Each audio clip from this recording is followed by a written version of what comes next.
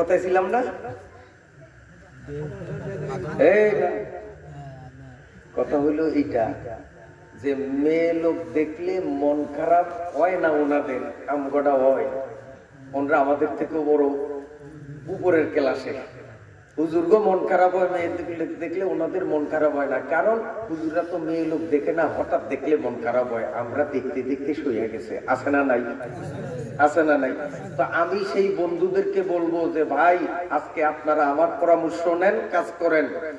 আপনার টাকাগুলি চোরাই দেখে নাই কারণেই আপনার ঘরের পিড়া কাটি, আলমারির তালা ভাঙ্গে, ঘরের উপরে টিন ছুড়াইয়া ভিতরে ঢুকিয়া টাকা চুরি না, কারণ হয়তো দেখে না, হঠাৎ দেখলে মন খারাপ হয়। এই জন্য আগামীকালকে ভোলা ব্যাংকে যাইয়া যার যার টাকা পয়সা সব উঠাইয়া বান্ডিল করিয়া ভোলা চরপেশন রোডে ওই ব্যাপারী বাজারের দুই পাশে কাতার দিয়া থুইবেন। চোরাই দেখতে দেখতে তারও সইয়া দিব, আপনার টাকা করে তার লোক পড়বে না। কথা বোঝেন নাই? রাজি হইব? এই টাকার বান্ডিল খুলতে রাজি হইব? কারণ টাকা এমনই একটা জিনিস, দেখলে মন খারাপ হইবই। মেয়ে লোক আল্লাহ এমন একটা জিনিস বানাইলেন, পুরুষ দেখলেই তার মন খারাপ হইব। কথা বোঝেন নাই? স্বর্ণ কৌটা বইরা, ওই কৌটারে আরেকটা বাডার মধ্যে বইরা, ওই বাডারে আপনার ট্রাঙ্গের মধ্যে ঢুকাইয়া ট্রাঙ্গটারে আবার কারে উড়াইয়া কারের দুয়ারে আবার তালা দেয়। কারণ যদি ডাহি চাইবে না, মিছা কথা কইলাম না, এইরকম হেফাজত করবেন না। যত স্বর্ণের অলংকার আছে যার যা, সব ভোলা চরপেশন মেইন রোডের দুই পাশে ব্যাপারী বাজার কালকে রাইখা দিবেন। ওই চোরাই আর ডাকাইতে স্বর্ণ দেখতে দেখতে দেখতে দেখতে শুয়ে যাইব, ওরা লোক থাকবো না। রাজি আছে? এই রাজি আছেন? তাহলে স্বর্ণ রাখতে রাজি না, ভয় আছে, না জানি কোন ফাঁকে কি গড়ায়। টাকা রাখতে রাজি না, না জানি কখন কি হইয়া যায়। তো মেয়েদেরকে এইভাবে বেপরদায় ছাড়লেন, ভিলুটা কোথায়? কথা বোঝেন? কোন দিক যান, কোথায় কোথায় আপনার বিরক্ত হন মনে হয়।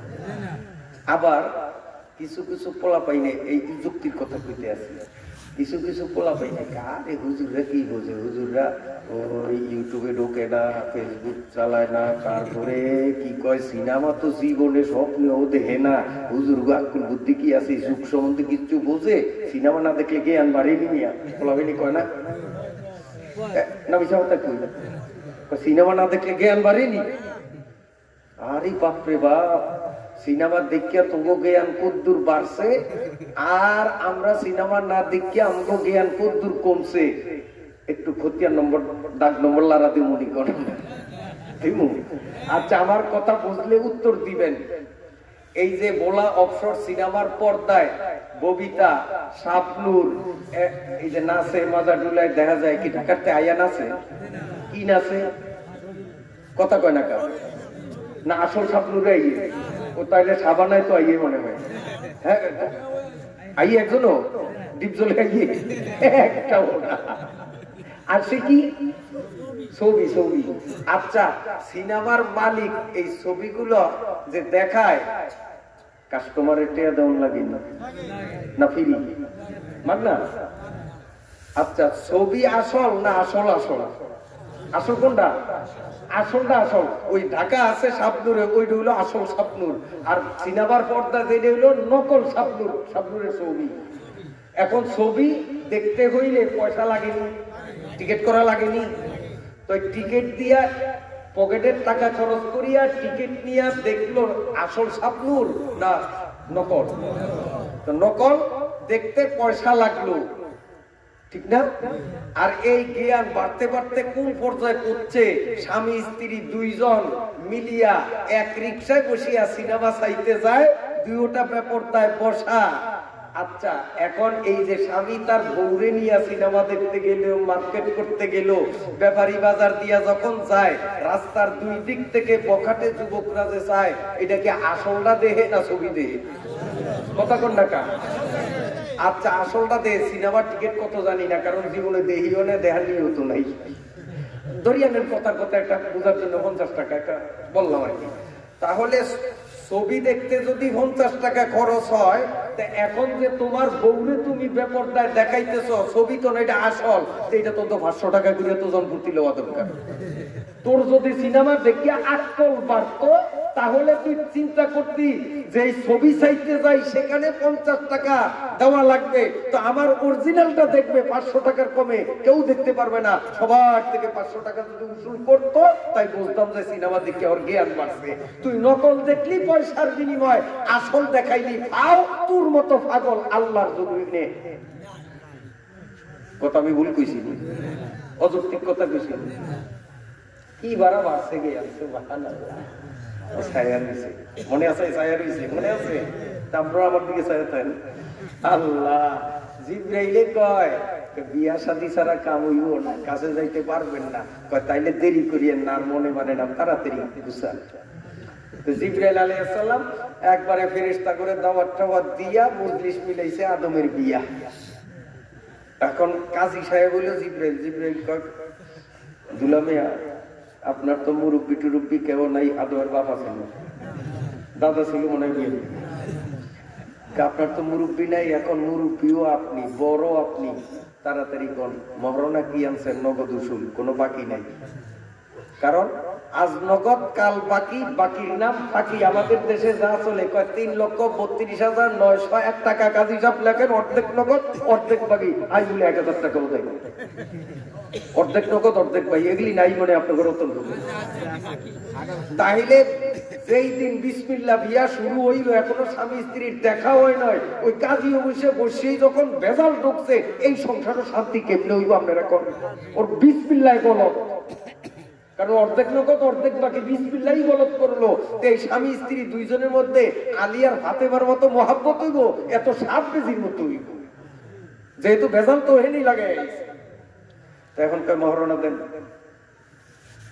আদম আলাইহিস সালাম কয় আমার কাছে টাকা আছে না পয়সা আছে, আমি মহরণা বেচতে আসি না, ব্যাংকে যে উড়িতার বটে আমি মহরণা দিন কি দিয়ে কি ব্যাংক আছে নিতে আসি না, কয়েন ব্যাংকও নাই টেও নাই, কিন্তু মহরণা ছাড়া বিয়াও নাই। আদম আলাইহিস সালাম কয় কাজী সাহেব আমার মনে মানে না, কি করবেন তাড়াতাড়ি ব্যবস্থা করে। এবার কাজী সাহেব কে আল্লাহ মহরণা ছাড়া কেমনে বিয়ে করাবো? আল্লাহ কয় মহরণা ছাড়া বিয়ে হইব না, মহরণা লাগবেই। এই ভালো করিয়া শোনেন জোয়ানরা, মুরব্বীরা সবাই, মহরণা যা নির্ধারণ করা হবে একটা পাই পয়সাও কম দেওয়া যাবে না, 16 আনায় 16 আনা দিতেই হবে।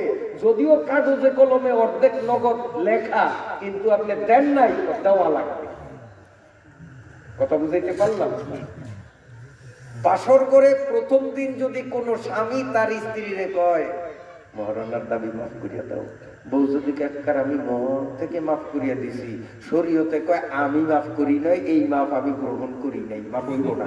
কারণ প্রথম বাসর করে যদি স্বামী বউর কাছে মাফ চায়, বউ কিন্তু আসলে মন থেকে কয় না, ডরে যে আবার আমার সংসারে অশান্তি হয় কিনা, ও কিন্তু মনের খুশিতে কয় না, মনের ডরে। এই জন্য শরীয়ত কয় এই কথা বেলুলেস, আমি শরীয়ত এটাকে করলাম।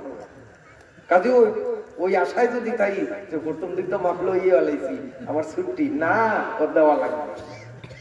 বউ মরিয়া গেছে দেওয়ার আগে তো বউর ওয়ারিস যারা, তাদেরকে হুজুর দিয়া ফারায়েজ করি কে কত হয় তারে তত দিতে হবে। কথা বুঝাইতে পারছি? মরিয়া গেলেও মাফ নাই, আর দুইটা থাকতে মাফ কেমনে হইব? কোন তলে আছি আমরা? পুরাপুরি মহরণা দিতে হবে। হ্যাঁ, স্ত্রী মহরণা বুঝিয়া পাইছে, অথবা এখনো মহরণা পায় নাই, আপনিও তার কাছে কিচ্ছু বলেন নাই, ভাবও দেখান নাই, সে যদি খুশি মনে মনের থেকে কয় এই 2 লাখ টাকা মহরণা বানছেন, আপনি টেনশন করিয়েন না, আমি 1 লাখ টাকা মাফ করিয়া দিলাম, আর 1 লাখ টাকা আমারে দিলে শরীয়তকেই দাবি গ্রহণ করছি, কারণ স্বামী দাবি করে নাই, সে মন থেকে বলছে। অথবা আমি 2 লাখ টাকায় 2 লাখ টাকাই আমি আপনারে মাফ করিয়া দিছি, আপনি মাফ, এটা শরীয়ত গ্রহণ করবে। কিন্তু স্বামী যদি মাফ চায় এরপরে স্ত্রী মাফ করে, ওটা কিন্তু মাফ হবে। বেজার হয়েছেন আমার কথা? আল্লাহ বলেন এ কাজী সাহেব মহরণা ছাড়া বিয়া পড়াইতে পারবা না। আল্লাহ মহরণা তো দিতে পারে না, কি দিয়ে দিব? তাড়াতাড়ি আমার আদম রে কও যে ওনার পিঠের মধ্যে আমি যেই জিনিসখানা রাখছি মনে আসেনি, কি নাম? মুহাম্মাদুর রাসূলুল্লাহ সাল্লাল্লাহু, ওই নবীর নামে 3 বার দুরূদ পড়লেই মহরণ আদায় হয়ে যাবে। এ যুবক বন্ধুরা ভালো করিয়া শুনো, কেমন নবীর উম্মত, আমাদের নবী কেমন। ওই নবীর নামে দুরূদ না পড়লে আদম হাওয়ার বিয়া হইতো না, তুমি আমিও জমিনে আসতে পারতাম না। দুরূদ শরীফ ছিল আদমের বিয়ার মোহর। ইসলামের প্রথম যুগেও অনেক গরিব সাহাবী বলতো, ইয়া রাসূলুল্লাহ কেমনে বিয়ে করব, মহরনা দেওয়ার মতো টাকা নাই। নবীজি বললেন, 3 বার কুল আল্লাহ সূরা পড়ো, তোমার মহরনা আদায় হয়ে যাবে। এরকম বহু ঘটনা।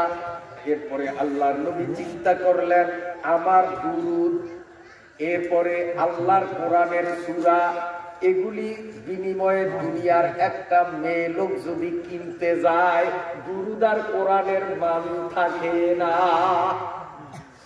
এই জন্য আল্লাহর নবী আল্লাহর কানাবুদ এই দুরূদ আর কোরআনের আয়াত সূরা দুনিয়ার মেয়ে লোক কেনার জন্য তুমি মরনা বিধানটারে রহিত করিয়া, ও আল্লাহ দুনিয়ার স্ত্রীকে দুনিয়ার টাকা দিয়া মোহর দিয়া কিনবে, আর আবার দুরূদ আর তোমার কোরআন দিয়া মাবুদ জান্নাতে আমার উম্মতরা তোমারে কিনবে।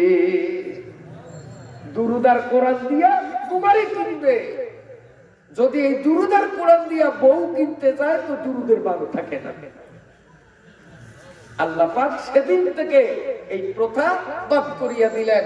তাহলে এখানে কি বুঝলাম?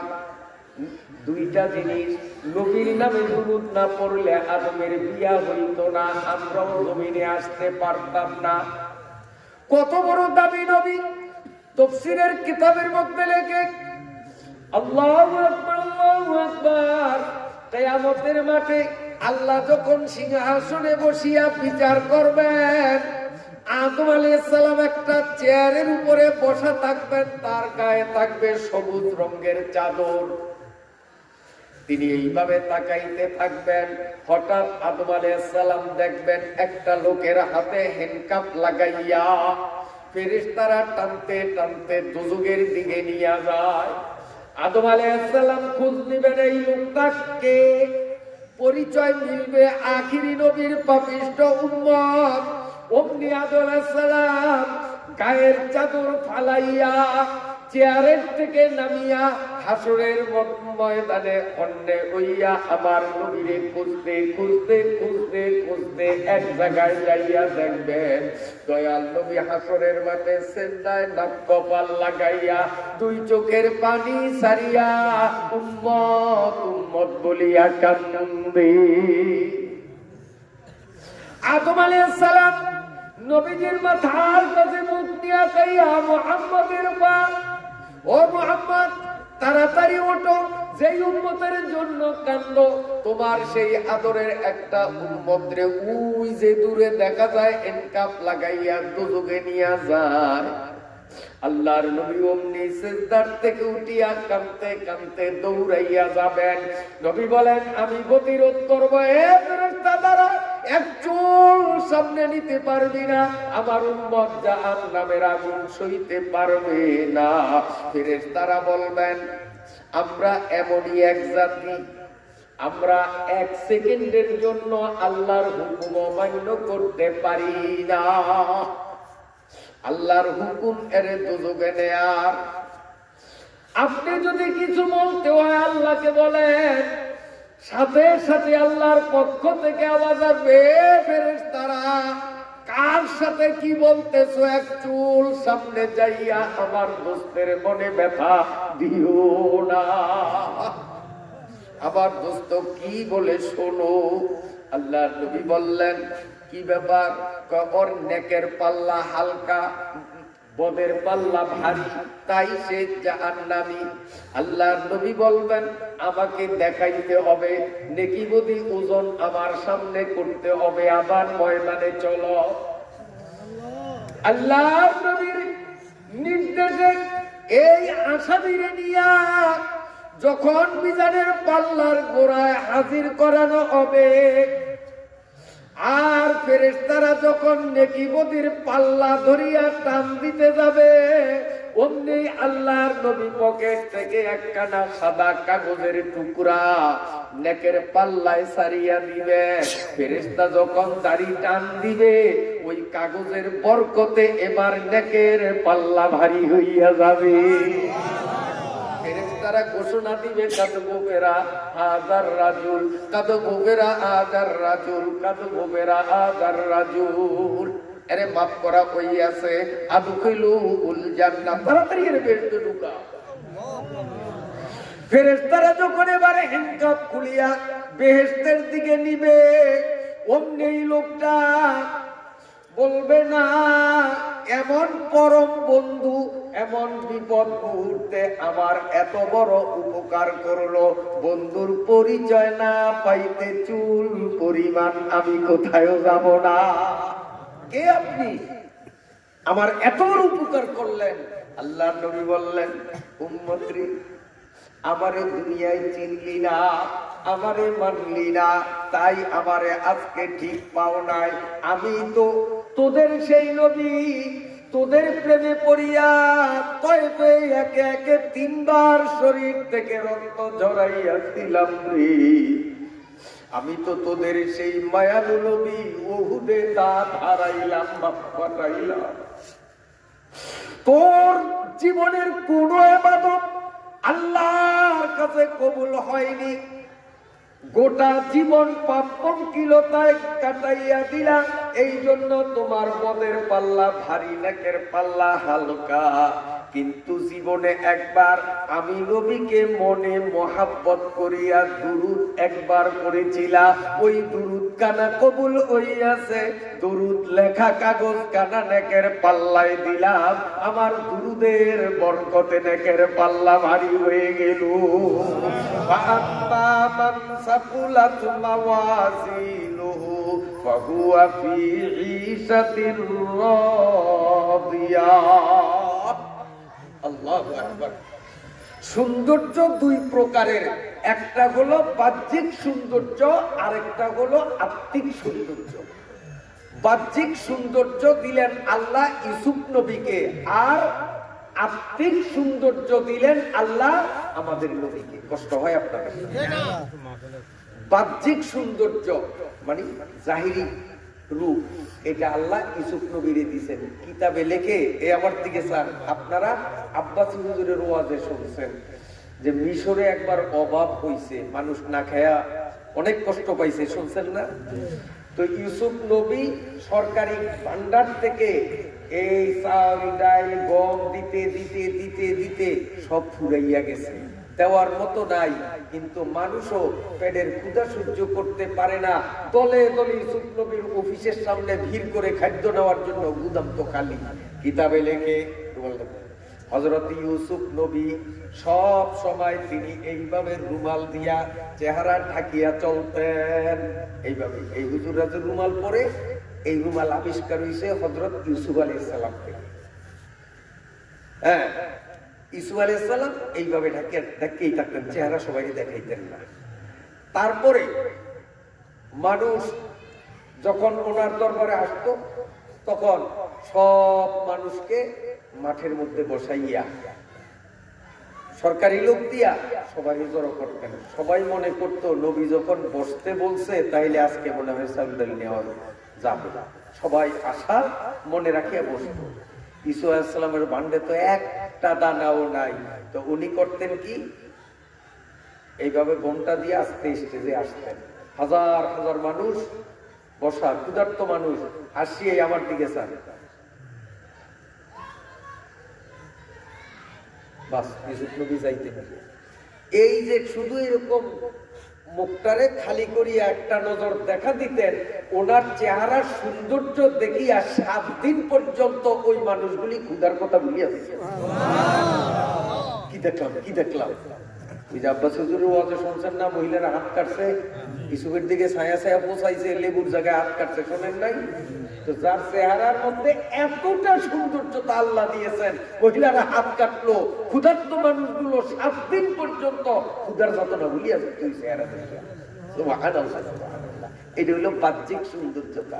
এই বাহ্যিক সৌন্দর্যতার ফলে মানুষ উপকার পাইতো মাত্র 7 দিনে। 7 দিনের পরে ক্ষুদা রে, আগের থেকে ক্ষুদা বাড়িয়ে গেছে, ওই 7 দিনের ভালো হল। কিন্তু আমার নবীরে আল্লাহ এমন অস্থায়ী সৌন্দর্য দেন নাই, আমার নবীরে আত্মিক সৌন্দর্য দিলেন। সেটা হলো শাফাতে কুবরা। হাসরের ময়দানে লক্ষ কোটি পাপী মানুষগুলোকে শাফাতের সৌন্দর্যতার বরকতে আল্লাহর নবী মুক্ত করাইয়া চিরকালের ক্ষুধা মুক্ত করিয়া জান্নাতে ঢুকাইয়া দিবে। ওই নবীরে চিনবা না, ওই নবীরে মানবা না, হয় না। কষ্ট হয় আপনাদের। যাই হোক, এবার আদম আলাইহিস সালামের ছেলে শীস, শীসের ছেলে, তার ছেলে, এভাবে বংশ চলতেছে। আর আল্লাহ এক এক করিয়া নূর সরাইতেছেন। এবার নূর শীসের মধ্যে, শীসের পরে শীসের ছেলের মধ্যে, এইভাবে যাইতে যাইতে এক সময় এই নূর আব্দুল মুত্তালিবের পাইছেন নি, পাইল। আব্দুল মুত্তালিবের পরে এই নূর কে পাইছে? কথা কয় না, আব্দুল্লাহ। এরপরে যে নূর প্রকাশ পাইবে।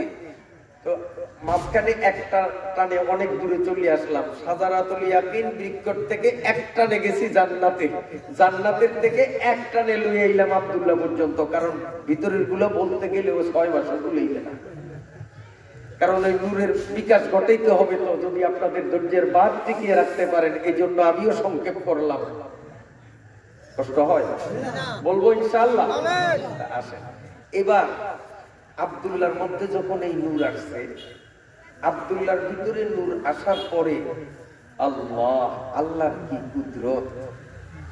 আব্দুল্লাহর চেহারার মধ্যে এমন একটা আকর্ষণ দেখা দিল, আরবের যে কোনো মেয়েরা আব্দুল্লাহরে দেখলেই আব্দুল্লাহর কাছে বিয়ে বসার জন্য পাগল হয়ে যেত। জোরহম গোত্রের এক মেয়ে, নাম হলো ফাতেমা। এই ফাতেমা ছিল কোটিপতি, তার বাপ ছিল জোরহাম গোত্রের নেতা, সম্ভ্রান্ত পরিবারের মেয়ে। এই ফাতেমা রাস্তা দিয়া যাইতেছে, আর আব্দুল্লাহ সিরিয়ায় যাইতেছেন ব্যবসার জন্য। যখন পথের মধ্যে ফাতেমায় আব্দুল্লাহরে দেখছে, দেখেই কয়, ভাই একটু কথা। আব্দুল্লাহ নিচের দিকে নজর করিয়ে কয়, বোন কি বলবা? কয়, শোনো, তোমাকে আমার পরিচয় দেই। আমি জোরহম গোত্রের লিডারের মেয়ে, বাবা অগাধ সম্পদের মালিক, আমি ব্যক্তিগতভাবেও কোটি কোটি টাকার মালিক। তুমি যদি আমাকে বিয়ে করো, তা আমার সব সম্পত্তির মালিক তুমি হয়ে যাবে। এইরকম একটা অফার যদি আমগো পোলা পাইলে যদি কেউ দেয়, কি জবাব দিবি? বাবারে বুঝিয়ে নিব, দাদারে বুঝিয়ে নিব, চেয়ারম্যান রে দিয়ে, মেম্বারে দিয়ে হইল। এই সুযোগ হাতছাড়া করা যায় না, তাড়াতাড়ি কেমনি আটকানো যায়। কারণ 1 সেকেন্ডের মধ্যে আঙুল তুলিয়া কলা গাছ। কিন্তু আব্দুল্লাহ কি বলছে? এই যুবকরা শোন। আব্দুল্লাহ নিচের দিকে নজর দিয়ে বল, অন্যায় ভাবে তো আমি তোমার দিকে তাকাইবই না, আর ন্যায় ভাবে বৈধভাবে বিয়ের মাধ্যমে যদি তোমারে রাখতে হয়, তো আমার গার্ডিয়ান আছে, মুরব্বীদের সিদ্ধান্তই চূড়ান্ত সিদ্ধান্ত। আর এখনকার যুবক যুবতীরা ফেসবুকের মাধ্যমে আমাদের সিদ্ধান্তই চূড়ান্ত সিদ্ধান্ত। ঠিক না ভাই? ঠিক। যাতে বেজাতে, অজাতে কুজাতে এই ফেসবুকের কারণে কত অঘটন যে ডেলি হয় তার কোনো ইয়ত্তা নাই। মোবাইলরা শাইয়ে মোহলকদা একি তরকে আলা জিম্বে বায়াদ আয় আমি। মোবাইলরা মারে কাতিল মি শুমার কাতুয়ানি আজ মোবাইল গুন হাজার। মারে কাতিল সুয়ে গোরেস্তা বুরাত, মোবাইলাত সুয়ে জাহান্নাম মুরাদ। এই মোবাইল কিন্তু বিষাক্ত সাপের থেকেও মারাত্মক। কারণ বিষাক্ত সাপে যারে পায় তার ঠিকানা হয় কবরস্থান, আর মোবাইলে যারে পায় তার ঠিকানা হয় জাহান্নাম। না ভুল বললাম? কত যে অজাত পূজাতে এরকম অঘটন ঘটতেছে, আল্লাহ মাফ করুক, আল্লাহ মাফ করুক। আব্দুল্লাহ কয়, মুরব্বীদের সিদ্ধান্তই চূড়ান্ত সিদ্ধান্ত। তবে তোমার প্রস্তাবটা একেবারে খাটো না, আমি মুরব্বীদের কাছে বিষয়টা উপস্থাপন করতে পারি। কত ভাই আপনি সিরিয়া পরে যাবেন, আগে একটু যান, আমি শতভাগ নিশ্চিত আপনার মুরব্বীরা এই প্রস্তাব প্রত্যাখ্যান করবে না, তার মানবে। কারণ আমারে তারা চিনবে, আমার বাবাকে চিনে। মেয়ে তো বুক ফুলিয়া দিছে, কাম হবে। আব্দুল্লাহ এবার গতি ঘুরাইলেন। যখনই বাড়ির দরজায় গেছে আব্দুল মুত্তালিব দেখে, বাবা তাড়াতাড়ি আয়, আমরা তো টেনশনে ছিলাম, এই সিরিয়ার থেকে কবে আসস, কবে কি হবে। আমরা তো এর মধ্যে সব মুরব্বীরা মিলিয়া সিদ্ধান্ত নিছি আমেনার সাথে তোমার বিয়ে, সব আমরা ফাইনাল করছি। যখন উনি শুনলেন যে মুরব্বীরা সিদ্ধান্ত নিছে আমেনার সাথে তার বিয়ে, আমেনার কিন্তু টাকা পয়সা দ্বন্দ্ব হলো, ঘর বাড়ি কিচ্ছু নাই, কিন্তু তারপরে চিন্তা করলো আমি যদি জোরআম গোত্রের লিডারের মেয়ের প্রস্তাব দেই, মুরব্বীদের সিদ্ধান্ত বাতিল করা হয়, আমি তো এমন ছেলে না যে মুরব্বীদের সিদ্ধান্ত বাতিল করব। বাস রাজি হয়ে গেলেন। আমিনার সাথে তার বিয়া, বাসর হলো, একদিন, 2 দিন, 3 দিন বিয়ার বয়স। হঠাৎ মনে পড়ছে ওই মেয়েটা আমারে বলছে না মুরব্বীদের সাথে পরামর্শ করিয়া রেজাল্ট কি তারে শুনেইতাম, আমি না যাওয়া পর্যন্ত সে স্থান ত্যাগ করবে না। কি জানি মেয়েটা এখনো কি দাঁড়ালো কিনা। কয়দিন পর? 3 দিন পর মনে পড়ছে, এখন আসতে যায়। ওই মেয়ে কিন্তু 3 দিন পর্যন্ত ওখানে দাঁড়ানো। কোন সময় আব্দুল্লাহ কোন খবর নিয়ে আসে। আস্তে আস্তে আব্দুল্লাহ যখন কাছাকাছি আসছে, মেয়েটাও আব্দুল্লাহরে দেখিয়া ঠিক পাইছে, আব্দুল্লাহ মেয়েটারে দেখিয়া ঠিক পাইছে, মোটামুটি কাছাকাছি। দেখার সাথে সাথেই মেয়েটার চেহারা ঘুরাই, আব্দুল্লাহ এক চুল পরিমাণ তুমি আমার দিকে আসবা না, যাও, তুমি যে দিক থেকে আসছো যাও। তুমি যদি আসমানের চন্দ্র সূর্য গোটা পৃথিবীর সবকিছু আমাকে দাও, আমি তোমাকে স্বামী হিসাবে গ্রহণ করতে রাজি না। যাও যাও, আমি তোমাকে আর চাই না, তুমি তাড়াতাড়ি সরো। আব্দুল্লাহ বলেন, গত 3 দিন আগে কি বললা আর আজকে কি বলতেছো, হঠাৎ ব্যাপারটা কি? ওই মেয়েটাকে, আব্দুল্লাহ আমার কাছে সত্য কথা বলো, তোমার মনে হয় বিয়ে শাদী হয়ে গেছে, কার কপাল জানি তুমি খুলিয়া দিছো।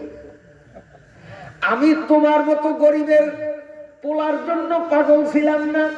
তোমার ধন দৌলত, টাকা পয়সা, প্রভাব প্রতিপত্তি কিছু নাই, আমি ভালো করিয়া জানি। তারপরেও তোমার কাছে কোটি কোটি টাকার বিনিময়ে বিয়ে বসতে চাইলাম, তোমার প্রেমে পাগল হইয়া না। যার প্রেমে পাগল হইয়া সে এখন তোমার কাছে না। আমি তৌরাত, জবুর, ইনজিল আসমানি কিতাবগুলোর হাফেজ। ওই আসমানি কিতাবের মধ্যে আখিরি নবীর বাবার যেই লক্ষণগুলো স্পষ্ট করে লেখা আছে, তোমার চেহারার দিকে তাকাইয়া আমি আসমানি কিতাবের আয়াতের দিকে লক্ষ্য করিয়া শতভাগ মিলাইতে পারলাম, আখিরি নবীর বাবা তুমি হবা। ওই নূরে মুহাম্মদী এখন তোমার মধ্যে আছি।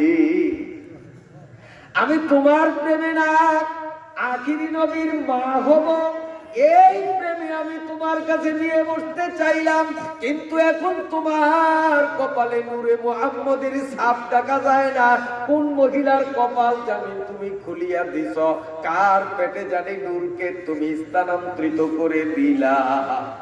হযরতে আব্দুল্লাহ সত্য কথাই যখন শুনাইয়া দিলেন, ওই মেয়েটা সঙ্গে সঙ্গে লুটাইয়া মাটিতে পড়িয়া গেল। জবাই করা মুরগির মতো ছটফট করতে করতে মেয়েটা মারা গেল। নবীর মা হইতে পারলো না, এই দুঃখ মনে সামাল দিতে পারে না। আমিনার আব্দুল্লাহর বিয়া, এই খবর যখন চারিদিক ছড়াইয়া গেল, কিতাবের মধ্যে লেখে 200 মেয়ে টাস করিয়া মাটিতে পড়লো। আহ আহ, আখিরি নবী মা হইতে পারলাম না। 200 মেয়ে এক মুহূর্তের মধ্যে শহীদ হয়ে গেছে। নবী দুনিয়াতে আসে নাই, তারপরেও নবীর জন্য প্রেমে পাগল হইয়া 200 মেয়ে জীবন দিয়া দিল। ওই নবীরে চিনলাম না, নবীর উম্মত হইয়া নবীর আদর্শ মানি না। সময় কত হয়েছে? 10:40 ওই বয়ান শেষ করা যাব না, নূরের দুনিয়াতে আনন্দ পর্যন্ত যাওয়া যাব না, কারণ এখনো আব্দুল্লাহ এই আমিনার কাছে আনছি, এই আব্দুল্লাহ নিয়ে আলোচনা করলে অন্তত এক সপ্তাহ ওয়াজ এনে আছে আমার যে এলেন কম, তাতে অন্তত বলা যাবে। তারপরও টান দিয়ে আব্দুল্লাহ থেকে আমিনা পর্যন্ত নিছি, এখন আমিনার থেকে আবার জমিনে আনতে গেলে একটু সময়ের দরকার আছে। শুনবেন আপনারা, তাইলে এরকম ছোট্ট করে নিয়ে আমি ঘুমাইছেন, যারা ঘুমান তারা বলেন, কি বলেন বলবো? সবাই ঘুমান দেখা যায়, এই যে বলছি যারা ঘুমান তারা কোন সবাই যখন যে কম, তাইলে আপনার ঘুমে ধরছে, আর ওয়াজ দরকার নাই। কবু কবু শুনবেন ইনশাআল্লাহ, আল্লাহ তাআলা আমাদের কবুল করেন। একটা মজার কথা শুনেই, এরপরে এটা ওয়াজ না, এই শুনেন, দুই বেটাই বসে মুড়ি খেয়েছে, পন্ডিত দুটোটা একটা তো একটা কম না, হ্যাঁ হুকনা মুড়ি খায়, মুড়ি কিন্তু পরিমাণে কম। এখন এক পন্ডিতে চিন্তা করলো এই অল্প মুড়ি দুইজনে খাইলে তোর পেট ভরবো না, কাজে একটা সালাকি করিয়া পরে ফাটকে দিয়া কাম সব আমি বানাবো। ভাই আমি তো ওয়াজ, এই কথা কেউ না, আমি তো ওয়াজে টোয়াজে যাই না, তুমি তো ওই সরকারি স্কুল মাঠে, বাংলা স্কুল মাঠে আব্বাস হুজুরের ওয়াজ একটাও ছাড়ো না, তো হুজুরে 7 দিন বলে ইউসুফ জুলেখার কিচ্ছা শোনায়, মজার কিচ্ছা, আমি তো যাই না, আমার একটু ইউসুফ নবীর কিচ্ছাটা একটু শোনারে ভাই। এদের উদ্দেশ্য কি? ওই পন্ডিতে বলছে যে আসলে তোর উদ্দেশ্য কিচ্ছা শোনক না, আমার এই কথার মধ্যে লাগাইয়া যা আছে মুড়ি উনি বর্ডার পার করবেন, পন্ডিতের মার্কা ঠিক হয়েছে, ঠিক হয়ে একটা বাপু তুই খাওয়া শুরু কর, আমি আগা করাই কিচ্ছা তোর একবারে শুনিয়ে দিবে। তো ওই চিন্তা করলো যে আব্বাস হুজুরের 7 দিনে শেষ করতে পারে না, ওই কেমনে পারবো, তুই একটু শুনা, শুনিয়া লেখাও যাই একটু শুনা। তো কয়টা শোন, এক বাপের 1 পুত নাম ইউসুফ, ওলাগা আজিয়া গেছে, অনেকদিন পরে পাওয়া গেছে, বাপ পুত একসাথে হইছে, কিচ্ছা শেষ, খাইলে কা না খাইলে না কা, বিসমিল্লাহির রহমানির রহিম খাওয়া শুরু করলাম। ইউসুফ নবীর কিচ্ছা শেষ হয় না, এক বাপের 1 পুত আজিয়া গেছে, পরে পাওয়া গেছে, কিচ্ছা শেষ, খাইলে কা না খাইলে না কা। আমি ওই পন্ডিতের মতো এইভাবে আজকে এটা শেষ করবো ইনশাআল্লাহ, লম্বা কবর যাইব না। আল্লাহ আল্লাহ আল্লাহ। হযরতে আমেনা, এই শুনেন, দুনিয়ার মহিলারা যখন গর্ভধারণ করে তখন বমি করে, মুরব্বীরা কন্যা ভুল বলছি আমি, মাথা ঘুরায়, খাওয়া দাওয়ায় রুচি পায় না, কাঁচা মাছের গন্ধ পায়, শরীর দুর্বল, ওষুধ খায় তারপরে বমি বন্ধ হয় না, হাঁটতে চলতে কি যে কষ্ট তাদের। ইচ্ছা ছিল যে এখানে ছেলে মেয়েদেরকে মা বাপের সাথে কি আচরণ করবে কিছু কথা বলবো, কিন্তু ঘড়ি আমারে কয় যে না, ওদিকে আজকে যাওয়া যাবে না। যাই হোক, কিন্তু হযরত আমেনা বলেন আমার পেটে যে সন্তান আসছে, আমি যে গর্ভবতী, এটা আমি মোটে কোনো লক্ষণ দিয়া বুঝতেই পারি না। আমি যে গর্ভবতী, না আমার বমি, না মাথা ঘুরানি, না দুর্বলতা, না শরীর ওজন হওয়া, পেট বার হওয়া, কোনো লক্ষণ নাই, মনে হয় যেন আমি ফিরি। কিন্তু আমি যে গর্ভবতী এটা আমি বুঝতে পারলাম স্বপ্নের মাধ্যমে। আমাকে ফেরেশতা স্বপ্নের মাধ্যমে বলেন, আমেনা তোমার কপাল খোলা,